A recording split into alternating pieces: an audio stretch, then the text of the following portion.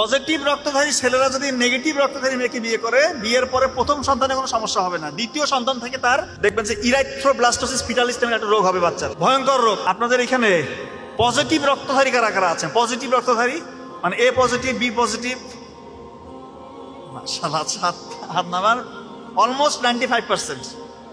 আর আপনাদেরকে একটা খবর দেই, নেগেটিভ রক্তধারী যে মেয়েরা আছে পারতপক্ষ চেষ্টা করবে আপনারা তাদেরকে বিয়ে না করার। মানে এটাকে আমি এমনি এমনি বলতেছি, আপনারা তো বিজ্ঞানের ছাত্র না সবাই। পজিটিভ রক্তধারী ছেলেরা যদি নেগেটিভ রক্তধারী মেয়েকে বিয়ে করে, বিয়ের পরে প্রথম সন্তানে কোনো সমস্যা হবে না, দ্বিতীয় সন্তান থেকে তার দেখবেন যে ইরাইথ্রোব্লাস্টোসিস ফিটালিস নামে একটা রোগ হবে বাচ্চার, ভয়ঙ্কর রোগ।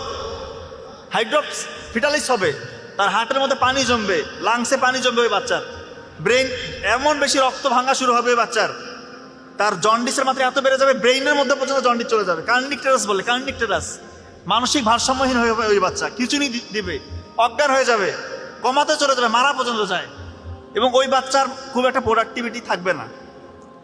এটা থেকে কি মানে যারা বিয়ে করে ফেলছে, ধরেন বিয়ে করে ফেলছে পজিটিভ রক্তধারী ছেলে, নেগেটিভ রক্তধারী মেয়ে, তাহলে তাদের উপায়টা কি? উপায় আছে। ওই দ্বিতীয় বাচ্চা যখন পেটে চলে আসবে তখন 28 সপ্তাহে ভ্যাকসিন দিতে হয়, এবং বাচ্চা হওয়ার 24 ঘন্টার মধ্যে একটা ভ্যাকসিন দিতে হয়। তাহলে আল্লাহ চাহে তো সে অনেকটা সেফ গার্ডে থাকবে।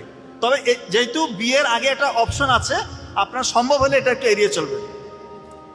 আর নেগেটিভ রক্তধারী যে ছেলেরা আছেন, আপনারা যাকে ইচ্ছা বিয়ে করতে পারেন, কোনো সমস্যা নেই, কোনো সমস্যা নেই। আর অপরদিকে পজিটিভ রক্তধারী যে মেয়েরা আছে তারাও যাকে খুশি বিয়ে করতে পারে, কিন্তু নেগেটিভ রক্তধারী মেয়েদের এই সমস্যা।